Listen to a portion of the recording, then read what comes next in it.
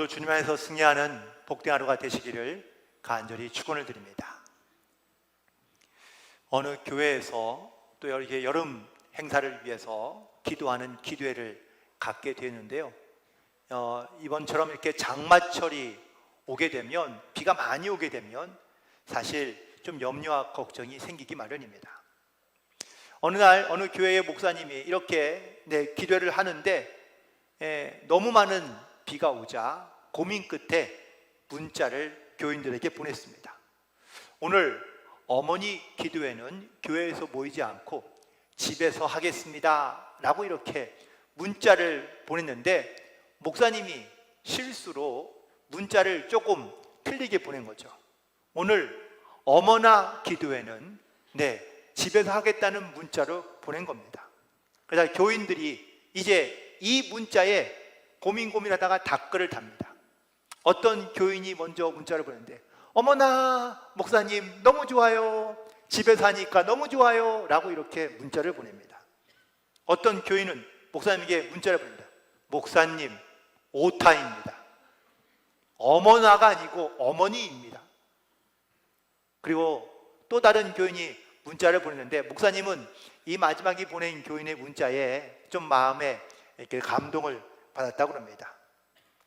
목사님 어머니 기도회인데 어머나 기도회로 하셨네요. 그런데 어머나 기도회도 좋은 것 같아요. 며칠 전 제 아들이 저에게 이렇게 얘기하더라고요.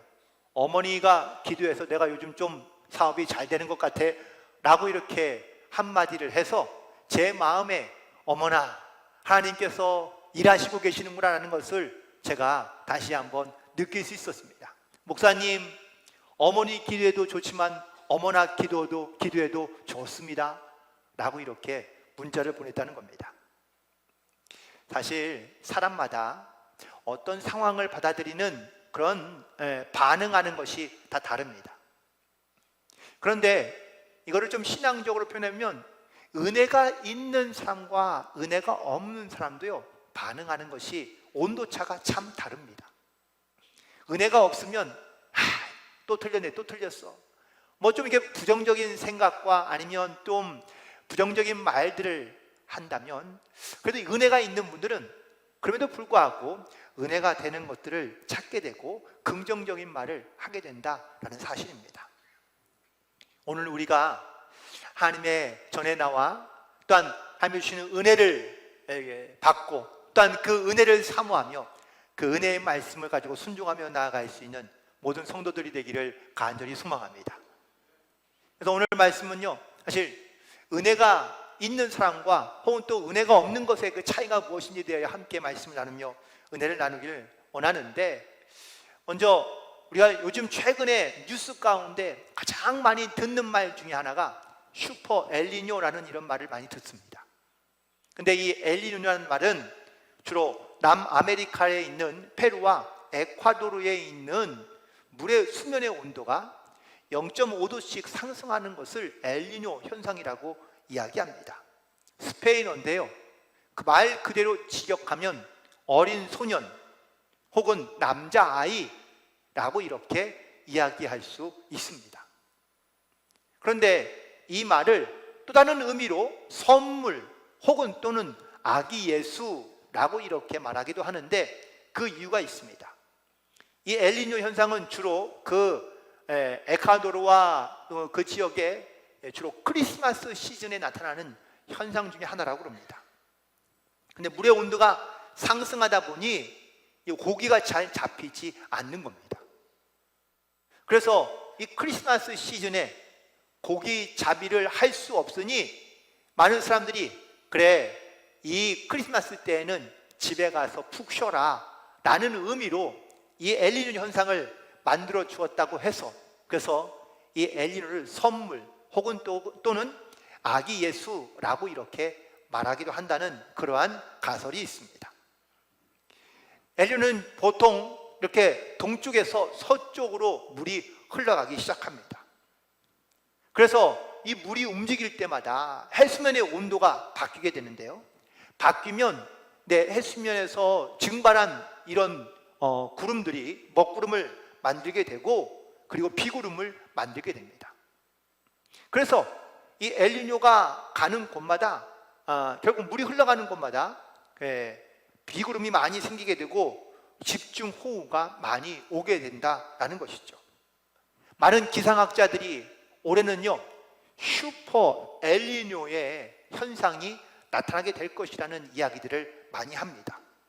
슈퍼 엘니뇨는 그 비의 양과 호우를 측정하기가 어렵다라는 겁니다.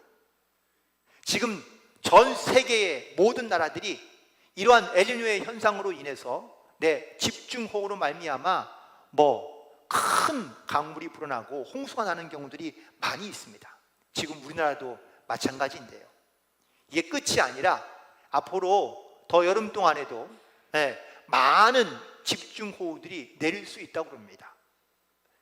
다행히 저희는 조금 그래도 인천 지역은 그렇게 비가 많이 오지 않지만 남부 지역에는 많이 왔고요. 또 앞으로도 많이 올 예상이라고 합니다. 이 비로 인해서 사실 많이 어려움을 겪고 있는 수재민들이 많이 있는데 우리가 그런 마음과 그런 아픔들을 좀 함께 나눌 수 있는 그러한 여유 있는 마음 혹은 은혜를 나눌 수 있는 마음들이 우리 가운데 필요하지 않나. 그래서 다음 주에는 좀 저희들이 이런 마음을 가지고 함께 나눌 수 있는 그러한 또 후원금을 함께 좀 보냈으면 좋겠다라는 마음을 갖게 됩니다. 마귀는요 좋은 것도 나쁘게 만들지만 나쁜 거는 더 나쁘게 만듭니다. 반대로 우리 안에 은혜가 있고 주님이 있으면 좋은 것은 더 좋게 만들고 나쁜 것도 좋게 만들 수 있는 그런 은혜와 능력이 사실 주님 안에 있습니다. 살아가면서 나는 정말 얼마나 많은 은혜를 받았는지, 은혜를 누리며 살고 있는지, 내가 은혜를 입은 자로 살고 있는지를 우리가 분별하며 또한 깨달을 수 있어야 될 줄로 믿습니다. 하나님은 우리에게 은혜 베푸시기를 원하고 은혜 주시기를 원하시는데, 그런데 우리는 이 하나님의 은혜를 받고도 알고도 깨닫고도 우리는 하나님 앞에 감사하지 못할 때가 많지 않습니까? 그래서 오늘 말씀을 통해서 이 은혜를 잃어버린 자와 그리고 은혜를 아는 자의 차이를 함께 생각해 보고자 하는데, 첫 번째 먼저 은혜를 잃어버린 자의 특징은요, 보면은 하나님을 멀리하고 하나님의 말씀을 멀리하는 그러한 모습을 보게 됩니다. 이사야서 29장 13절에 있는 말씀에 보니까 주께서 이르시되 이 백성이 입으로는 나를 가까이 하며 입술로는 나는 공경하나 그들의 마음은 내게서 멀리 떠났나니 그들이 나를 경외함은 사람의 계명으로 가르침을 받았을 뿐이라고 말씀하고 계십니다. 이처럼 마음이 멀어지면 하나님을 멀리하고 하나님의 말씀을 멀리하게 된다라는 것이죠. 무엇이 하나님의 은혜인지를 깨닫지 못하면 자꾸 헛된 것을 쫓을 수밖에 없다라는 이야기입니다. 여러분들, 멧돼지는요 도토리를 좋아한다고 그럽니다. 도토리는 주로 어디서 먹죠? 땅에 떨어진 것을 먹지 않습니까? 설마 멧돼지가 나무 위에 올라가서 따진 않을 거 아니에요. 근데 멧돼지는 이 도토리를 땅에서 주워 먹는데 도토리를 다 먹고 나면 땅을 파기 시작합니다. 왜일까요? 도토리가 땅에서 나온다고 생각하기 때문입니다. 위에서 떨어진다는 생각은 전혀 못하는 거예요. 그러니까 땅만 파대는 겁니다. 성도들이 하나님의 은혜를 입어 하나님의 은혜 가운데 살고 있는데 우린 자꾸 땅만 보며 살아갑니다. 땅에서 은혜가 나오는 줄 알고 땅에서 은혜가 솟아나는 줄 알고 우리는 땅만 열심히 파고 있습니다. 정말 하나님의 은혜는 하늘로부터 내려온 것인데 우리는 그 은혜를 알지 못하고 깨닫지 못하여 땅만 바라보고 있다라는 것이죠. 이스라엘 백성들이요 하나님의 말씀을 멀리합니다. 그들은 하나님의 은혜 가운데 하나님의 인도하심 가운데 살아가고 있음에도 불구하고 그들은 하나님을 멀리하며 말씀을 멀리하니 교만해질 수밖에 없는 겁니다. 이런 시대가 바로 구약에 등장하고 있는 사사시대입니다. 사사기 2장 10절에 있는 말씀에 보니까 그 후에 일어난 세대는 여호와를 알지 못하며 여호와께서 이스라엘을 위하여 행하신 일도 알지 못하였더라 라고 말씀하고 있습니다. 그러니 이 어리석은 이스라엘 백성들에게 하나님께서 어떻게 징계하시는 줄 아십니까? 2장 14절에 있는 말씀을 보니까 그들이 어디로 가든지 여호와의 손이 그들에게 재앙을 내리시니 곧 여호와께서 말씀하신 것과 같고 여호와께서 그들에게 맹세하신 것 같아서 그들의 괴로움이 심하였다고 14절에 기록되어져 있습니다. 어딜 가나 하나님의 재앙이, 하나님의 심판이 있으니 괴로움이 심할 수밖에 없던 이유는 그들이 하나님을 멀리하고 하나님을 떠나 하나님으로부터 바로 하나님을 버리고 살아갔던 이유 때문이었던 것이죠. 그러나 은혜를 아는 사람을, 또한 하나님의 은혜를 입은 사람은 다릅니다. 성경에서는 이런 사람을 복 있는 사람이다 라고 이렇게 이야기하고 있는데 시편 1편 1절과 2절에 이렇게 기록되어져 있습니다. 복 있는 사람은 악인의 꾀를 따르지 아니하며 죄인들의 길에 서지 아니하며 오만한 자들의 자리에 앉지 아니하고 오직 여호와의 율법을 즐거워하여 그의 율법을 주야로 묵상한다고 말씀하고 있습니다. 하나님의 은혜를 아는 사람들은 이처럼 율법을 즐거워하고 율법을 묵상하고 말씀을 의지하고 말씀을 따라 살아가는 성도의 모습으로 살아가는 줄로 믿습니다. 많은 성도들이 사실 죄를 지으면서도 그 죄 가운데 회개하지 못하며 나오는 경우들이 많이 있습니다. 그런데 그 이유를 가만히 물어보면 지금 우리가 살아가는 모든 이런 세상이나 모든 환경이, 여건이 죄를 지을 수밖에 없는 그런 것들이 너무 많다라고 이렇게 이야기합니다. 틀린 말은 아닐 수 있습니다. 하지만 그 말을 뒤집어 보면 죄를 지을 수 있는 기회도 많지만 반대로는 회개할 수 있는 기회도 많이 있다라는 이야기입니다. 왜 죄 지은 것만 생각합니까? 우리가 하나님 앞에 회개하며 돌아올 수 있는 기회도 많이 있는데 우리는 그 기회는 생각하지 않고 내가 어쩔 수 없이 하나님을 떠나며 하나님을 멀리할 수밖에 없는 죄 짓는 것만 생각하고 있으니 이것이 하나님의 은혜로부터 멀어진 사람들의 모습인 것을 보게 됩니다. 그리고 은혜를 잃어버린 사람들의 두 번째 특징은 잘못을 알고도 깨닫고도 회개하지 않는다라는 겁니다. 요한계시록 2장 5절에 보니까 그러므로 어디서 떨어졌는지를 생각하고 회개하여 처음 행위를 가지라. 만일 그리하지 아니하고 회개하지 아니하면 내가 내게 가서 내 촛대를 그 자리에서 옮기리라. 이 말씀은 초대교회 중에 하나인 에베소 교회에게 주신 말씀입니다. 이 에베소 교회가요, 당시에 있는 초대교회들 중에서도 가장 큰 교회 중에 하나입니다. 그런데 이 에베소 교회에 성도들이 있지만 죄를 짐에도 불구하고 회개하지 아니하고 하나님을 믿었던 첫사랑을 잃어버리고 그 믿음을 잃어버리고 살고 있기에 하나님께서 그들을 책망하시며 회개하라고 말씀하신 겁니다. 셰익스피어의 작품 가운데 악어의 눈물이라는 단편이 있습니다. 악어가요, 지나가는 사람을 붙잡아 놓고 죽여놓고 그리고 잠깐 눈물을 흘립니다. 그리고 난 다음에 그 사람을 잡아먹습니다. 자, 그렇다면 이 악어는 왜 눈물을 흘렸을까요? 자기의 잘못을 알고 흘린 눈물입니까? 알 수는 있습니다. 하지만 그것이 죄라고 여기지 않는 것이죠. 우리도 살아가면서 이걸 깨달을 때가 있습니다.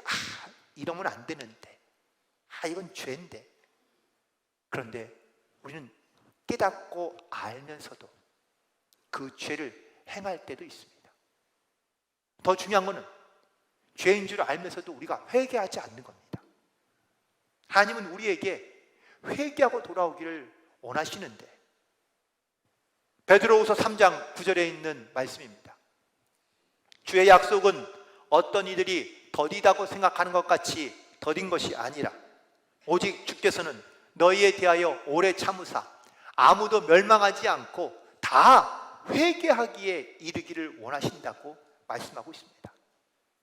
하나님은 우리가 잘못만 깨닫는 것으로 그치는 것이 아니라 하나님 앞에 회개함으로 나오기를 원하고 있다는 말씀이죠.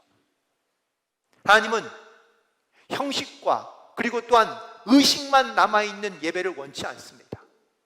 하나님은 신령과 진정으로 드리는 예배를 원한다고 말씀하십니다. 신령과 진정은 과연 어떠한 마음이고 어떠한 자세일까? 거룩한 예배, 거룩한 삶의 모습은요, 회개가 동반된 모습입니다. 잘못만 깨닫고 눈물만 흘린다고 끝이 아니라 삶을 바꿔야 되고 삶을 변화시켜야 진정한 회개가 나타나게 되는 줄로 믿습니다. 그럼 우리는 하나님 앞에 어떤 이러한 죄를 깨닫고 또한 죄를 고백하는 것으로만 그치지 말고 내 삶을 바꾸어 변화시켜 가는 이런 회개의 모습으로 하나님 앞에 나아가야 될 줄로 믿습니다. 이렇게 우리의 마음 가운데 하나님의 은혜가 회복하게 되면, 하나님의 은혜를 다시 한번 받게 되면 우리의 삶은 어떻게 달라지게 될까요? 첫 번째는 우리의 중심이 바뀌는데, 바로 예수 중심, 말씀 중심으로 우리의 삶이 변하고 바뀌게 되는 줄로 믿습니다. 사무엘상 16장 7절에 말씀하십니다. 사람은 외모를 보거니와 나 여호와는 중심을 보느니라. 하나님은 우리의 중심을 아시고 우리의 중심을 보시는 하나님이신 줄로 믿습니다. 그런데 우리가 살아가면서 이런 마음과 중심을 주께 온전히 내어놓느냐라는 것이죠. 마태복음 20장에 보면 포도원 일꾼에 대한 비유가 등장합니다. 내용은 이렇습니다. 포도원 주인이요, 추수를 하기 위해서 밖에 나가서 일꾼을 데려옵니다. 아침 일찍 데려가서 일꾼을 데려옵니다. 그런데 오후 늦게 가서도 일꾼을 데려옵니다. 드디어 이제 일이 다 끝나고 하루에 품값을 주게 되는데, 아침 일찍 온 사람이나 오후에 늦게 온 사람이나 똑같이 품값을 줍니다. 그러니까 아침에 일찍 온 일꾼이 불평합니다. 주인님, 내가 아침부터 와서 땀을 흘려 이렇게 고생했는데 늦게 온 저 사람과 똑같이 주면 어떡합니까? 이런 불평 당연히 할 수 있죠. 그런데 그때에 주인이 그 일꾼에게 이렇게 이야기합니다. 친구여, 내가 내게 잘못한 것이 없노라. 내가 나와 한 데나리온의 약속을 하지 아니하였느냐? 내 것이나 가지고 가라. 나중에 온 이 사람에게 너와 같이 주는 것이 내 뜻이니라. 사실 주인은요, 잘못한 것이 없습니다.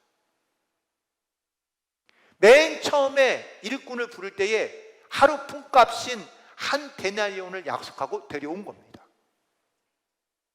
그리고 하루에 약속한 품값을 똑같이 준 겁니다.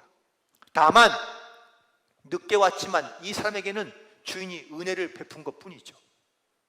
그런데 왜 불평하고 왜 원망하나요? 시샘하는 겁니다. 나는 이렇게 열심히 일했는데, 나는 이렇게 오랫동안 일했는데, 그러다 보니 마음에 불평이 생길 수밖에 없는 겁니다. 이 비유를 통해서 우리 가운데 주시고자 하는 말씀은 뭘까요?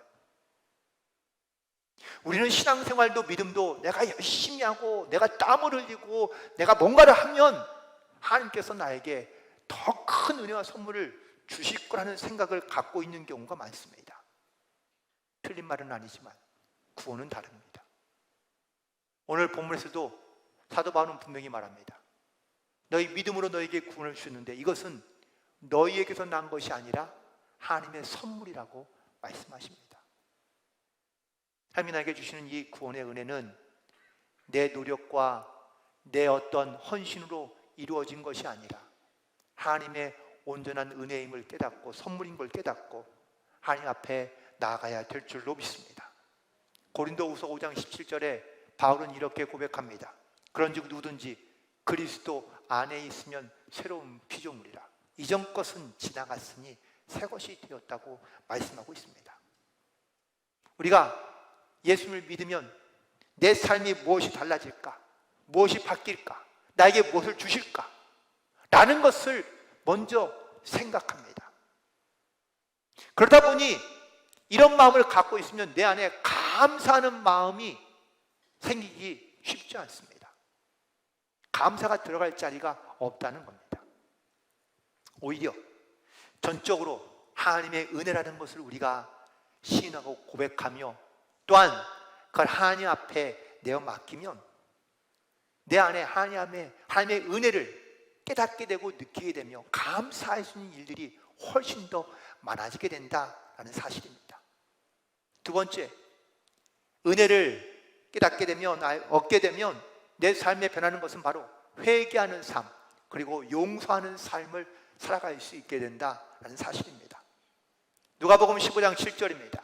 내가 너희에게 이르노니 이와 같이 죄인 한 사람이 회개하면 하늘에서는 회개할 것 없는 의인 99으로 말미암아 기뻐하는 것보다 더하다고 말씀하고 있습니다. 또 누가복음 15장에 보면 탕자의 비유가 등장하죠. 그 탕자의 비유에 보면 아들이 아버지 재산을 가지고 밖에 나가 살다가 다 탕진했습니다. 그리고 깨닫습니다. 내가 잘못했구나. 내가 어리석었구나. 내가 다시 아버지 집으로 돌아가야지. 그리고 돌아옵니다. 그러자 아버지가 그 돌아온 아들을 얼싸안고 기뻐하며 그 아들을 다시 아들로 인정해 줍니다. 자, 여기에서 우리가 두 가지를 생각할 텐데, 첫 번째는 아들의 입장에서만 생각해 볼까요? 아들에 보면은 내가 회개하고 내가 발을 돌이켜 내가 아버지 집에 갔으니까 내가 이런 은혜를 다시 누리는 거야 라고 생각할 수 있습니다. 틀린 말은 아니죠. 그럼 아버지 입장에서 한번 돌이켜 볼까요? 아버지는요, 아들이 회개하고 돌아왔기 때문에 그 은혜를 베푸는 겁니까? 아니면 미리 용서해 놓고 아들이 돌아왔으니까 그 은혜를 베푸는 것입니까? 아들이 돌아왔기 때문에 은혜를 베푸는 게 아닙니다. 미리 용서해 주었기 때문에 그 은혜를 다시 누릴 수가 있던 것이죠. 우리도 마찬가지입니다. 우리는 신앙생활을 착각할 수 있습니다. 내가 회개하고 내가 돌이키고 내가 아버지께로 갔으니까, 하나님께 왔으니까 하나님께 나에게 은혜를 베푸시지 라는 것은 인간적인 나의 생각이며 착각입니다.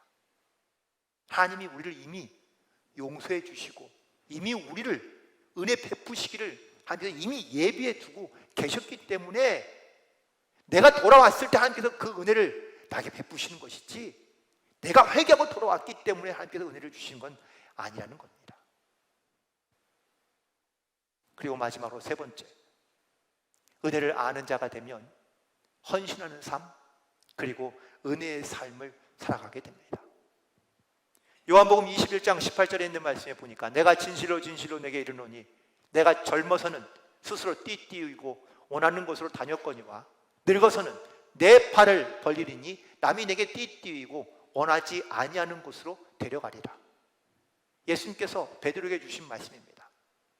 베드로가요, 예수님을 배신하고 그리고 예수님을 떠났던 사람입니다. 그런데 깨닫고 회개하고 돌아옵니다. 그런데 예수님께서 하시는 말씀이, 네가 전에는 네 마음대로 다녔겠지만 이제는 네 마음대로 가지 않는다. 네가 원하지 않는 곳으로 갈 것이다. 내가 바로 하나님 말씀 앞에 붙들려 헌신하는 삶을 살 것이다 라고 말씀하고 있습니다. 예수님을 가장 뜨겁게 사랑했던 사람들 중에 제자들 말고도 여인들이 있습니다. 그 중에 가장 대표적인 여인이 마리아 3명인데, 어머니 마리아, 막달라 마리아, 나사로의 여동생 마리아, 예수님의 무덤가에 갔던 여인들입니다.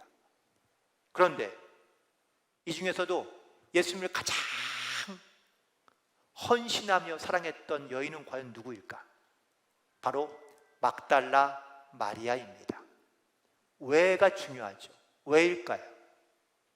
막달라 마리아는 누가복음 8장에 보니까 7 귀신이 들렸던 여인이라고 기록되어져 있습니다. 귀신 들렸을 때의 이 여자의 삶은 정상적인 삶이 아닙니다.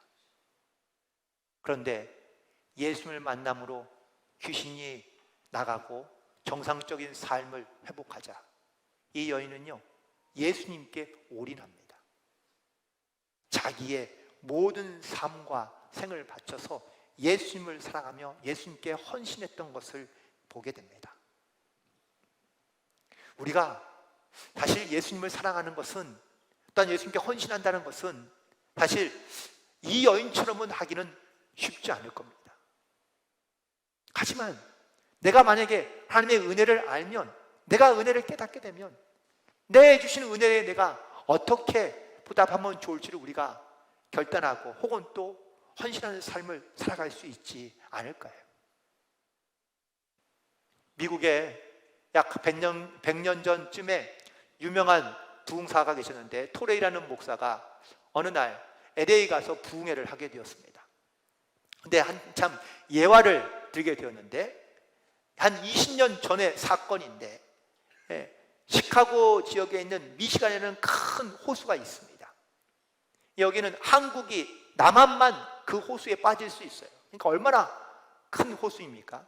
근데 여기에 예전에는 배를 타고 이렇게 왔다 갔다 했다는 거예요. 근데 어느 날 이 배가 가다가 침몰했습니다.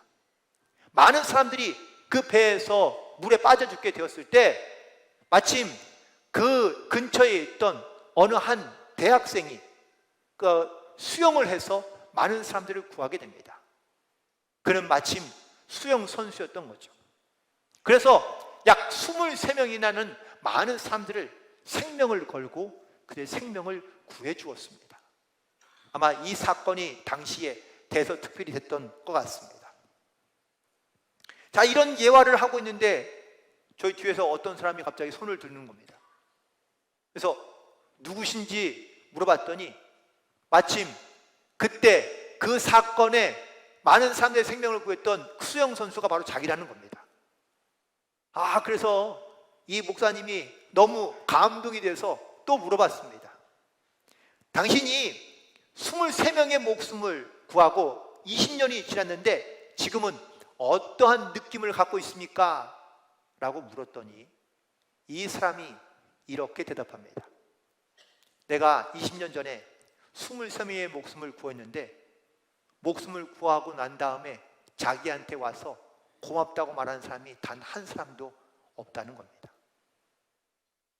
이 말을 들은 그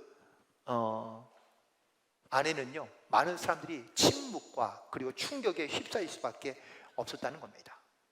어떻게 그렇게 자기의 생명을 구해준 사람에게 한마디 감사한다는 말도 없이 어떻게 그렇게 지나갈 수 있을까? 상식적으로는 이해가 되지 않지만 은혜를 받았음에도 불구하고 은혜를 깨닫지 못하고 알지 못하면, 은혜를 잃어버리면 이렇게 강팍하고 메마른 삶을 살아갈 수밖에 없다라는 이야기입니다. 누가복음 17장에 보면 10 문둥병자의 이야기가 등장합니다. 예수님이 문둥병자 10명을 길에 가다 만나셨거든요. 그들에게 다 고쳐주셨습니다. 그런데 고침받고 난 다음에 다시 예수님께 돌아와서 감사하다고 인사한 사람은 딱 한 사람뿐입니다. 나머지 9은 어디 갔냐고 물으실 정도입니다. 우리는 어떻습니까? 남을 생각해 볼 여력도 별로 없습니다. 나는 어떻습니까? 우리도 은혜를 받았지만 그 은혜를 우리는 잃어버린 채, 또 그 은혜에 우리에 감사하지 못한 채 우리 살아가고 있지는 않습니까? 말씀을 정리해 보면서 구원의 은혜를 너무 인간적인 측면으로만 생각해 보면 이런 착각 가운데 빠질 수 있습니다. 내가 회개하고 내가 믿어서 그래서 내가 구원에 이르는 것 아닌가? 하지만 이런 말은 하나님의 은혜를 모르는 사람의 이야기입니다. 하나님의 은혜를 안다면 우리는 그 은혜에 대하여 하나님의 선물, 그리고 하나님께서 우리 가운데 주시는 그런 축복인 것을 우리는 깨닫게 됩니다. 그리고 이 은혜를 내가 다시 회복하게 된다면 내가 어떻게 살면 좋을까라는 것을 결단하게 되고, 예수님 중심, 말씀 중심의 삶을 살아가며 내 안에서 잘못을 깨달았다면 회개하고 용서하는 삶을 살아갈 수 있게 되고, 더 나아가서 우리는 그 받은 은혜에 너무 감사하며 내가 헌신하는 그런 은혜의 삶을 살아갈 수 있게 되는 줄로 믿습니다. 하지만 내가 은혜를 잃어버리게 되면 자꾸 말씀과 하나님과 멀어집니다. 죄를 알고도 깨닫고도 회개하지 않습니다. 그러므로 이번 한 주간은 정말 다시 한번 나에게 베푸신 하나님의 은혜를 다시 한번 깨닫고 회복하며, 그리고 하나님 말씀과 은혜에 순종하며 또한 기뻐하며 감사함으로 하나님과 동행하는 삶을 살아갈 수 있는 승리하는 한 주간이 되시기를 주님의 이름으로 간절히 축원을 드립니다. 기도하시겠습니다.